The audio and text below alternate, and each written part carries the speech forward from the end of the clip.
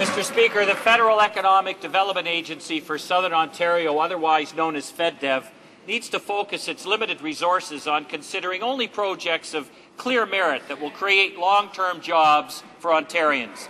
Can the Minister in charge of FedDev confirm that his Director of Operations, Andrew House, met with representatives of Sustainable Ventures Inc. last fall on behalf of a number of their clients?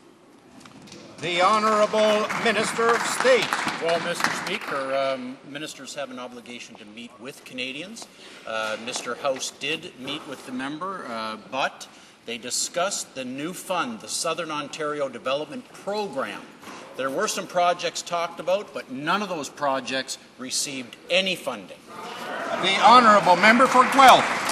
Mr. Speaker, normally when people vying for funding from FedDev met with Andrew House or other members of the minister's staff, they registered those meetings with the lobbying commissioner as the law requires. After all, as a former Conservative candidate in both 06 and 08, Mr. House knew the Accountability Act well.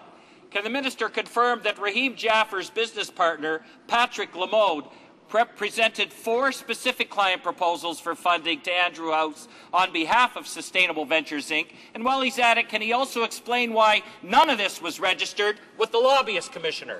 Honourable Minister of State. According to Bushwell, the member is absolutely incorrect. It was 3 projects. None of those projects received any funding.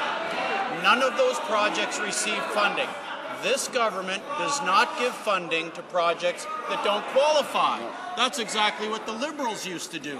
But, Mr. Speaker, if the lobbyist, who is required to register the meeting, did not register the meeting, I suggest the member report it to the Lobbyist Commissioner, as we've done. Exactly. The Honourable Runner-Up